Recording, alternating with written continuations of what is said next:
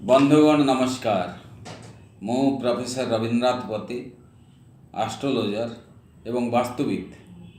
आज मु आपण को ज्योतिष शास्त्र अनुसार केतक नियम विषय कहबी जहाँ बरकन्या कोष्ठीर मेलक करा जाए एवं विवाह संबंध भल रही विचार करा जाए।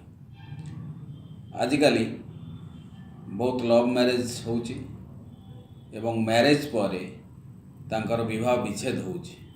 बहुत क्षेत्र रे तांका पितामाता जातक मेलक करूना, जाफल बरकन्या वैवाहिक जीवन दुर्विषय हो पड़ी। केतक मांगलिक दोष थिबारु, ग्रह दोष थिबारु, राहु केतुंग दशा थिबारु कन्या वैधव्य जोगरे पीड़ित होउची किंबा डाइवोर्स हो जाउची। मु वर्तमान आपण को ज्योतिष शास्त्र केतक नियमावली विषय कहबी। ज्योतिष शास्त्र 11टी भाव को नहीं बरकन्या जातक मेलन करा जाए। दुई जन लग्न विचार करा जाए, ग्रह विचार भितर दुई जन लग्न विचार करा जाए। लग्न रे लग्न स्वामी किए और सप्तम घर स्वामी किए आउ सेमानक स्थिति सेमानक कुंडली रे नवांश रे को स्थान अच्छी यह को मेलक करा जाए। तापर दुई जनक जातक थिबा चंद्र स्थिति मध्य विचार करा जाए। चंद्र स्थिति एवं नवांश रे चंद्र स्थिति किपरि अछि यह को नहीं सेमानकर जातक मेलक करा जाए।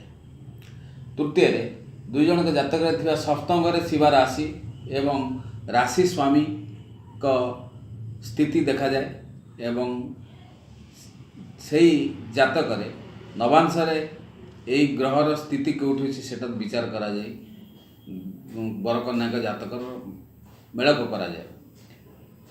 शुक्र और बृहस्पति स्थिति रो मेलक बहुत जरूरी। बरकन्या जातक रे लग्न यदि समान थाए ताहले से मेलक बहुत भल भी बोली विचार करा जाए। कन्या और राशि कन्या और बर राशि मेलक बहुत जरूरी। ज्योतिष शास्त्र रे केतक नीति नियम को नहीं ये मेलक करा जाय थाए। जदि बर राशि कन्या राशि ठारू 6 और 8 घर दूरत्व थी ताले ये विवाह ठीक नुहे, ये मेलक भल नुहे। जदि कन्या राशि बर राशि ठारू 6 घर दूर थी ताले ये मेलक बहुत उत्तम बोली विचार करा जाए। एतद् व्यतीत ज्योतिष शास्त्र दशा संधि विषय विचार करा जाए। दुई जातक रे महादशा और अंतर्दशा केबे आरंभ होउची केबे सरुची यह गणना बरकन्या राशि कुंडली की नहीं एटा गणना करा जाए। जातकर मेलक करा जाए। मंगल दोष राहु केतु दोष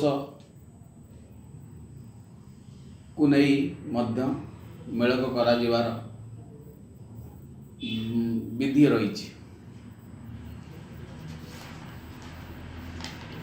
8टी क्षेत्र को नहीं ज्योतिष शास्त्र बरकन्या राशि को मेल करा जाए।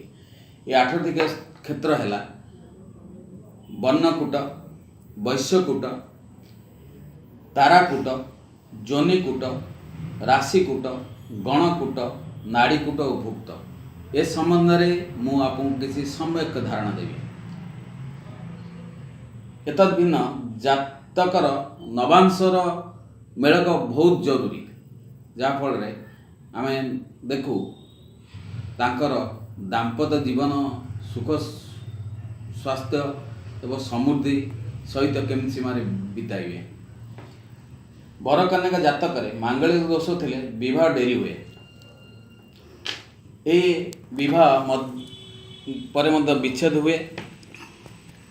मंगल जातक यदि एकम द्वितीय चतुर्थ द्वादश सप्तम और अष्टम भाग रे थिबो ताले बर और कन्या मांगलिक दोष रे पीड़ित हेबे आर तार प्रतिकार करिया नित्यांत जरूरी।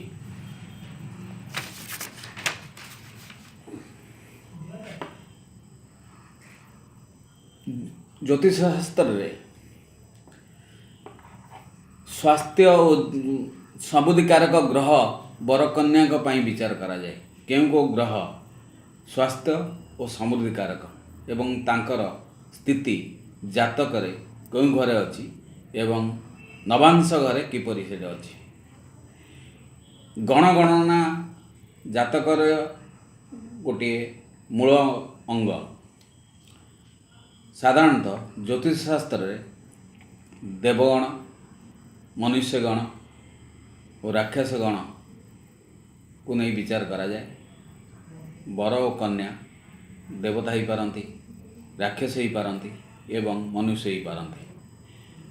जदि दुई जन देवगण हेले ताले मेलक सबुठाई उत्तम, ताम विवाह विच्छेद हेब नाही एवं स्वर्ग रे जेपरि अप्सरा माने जीवन यापन करछंती से माने सेही भली जीवन यापन करिवे। बर जदि राक्षस हुए कन्या देवता किंबा मनुष्य हुए ताहले से जातक मध्यम धरणर मेलक हबो बोली आमे विचार करू। कन्या जीवन काल समय रे आमे देखू केते दिन से बंचियो और सधवाई बंचियो के नहीं। यह नक्षत्र मेलक करी करा जाए।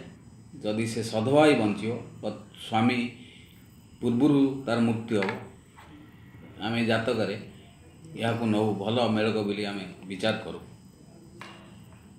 बर कन्या जोनि मेलक मध्यम करा जाए। साधारणतः जातक रे विभिन्न पशु को जोनि रे माने जात होइतांती। आमे देखू तांकर नक्षत्र मेलक करी तांको जोनि मेलक करा जाए। कुंडली रे पुरुष और नारी पशु जोनिर मेलक करा जाए। बरर पुरुष जोनि और कन्यार स्त्री जोनि थिले भल मेलक हुए। यथा बर जदि चित्रा होउची पुरुष भाग, कन्या अनुराधा, स्त्री हरिण एमानक मेलक बहुत भल। एतद् भिन्न आमे ज्योतिष शास्त्र अन्य केतक नीति नियम नहीं बर कन्या राशि मेलन और विवाह पे आमे तांको परामर्श दो। आपण आम सहित साक्षात करि पारंती एवं बर कन्या राशि मेलक पे परामर्श करि पारंती। धन्यवाद।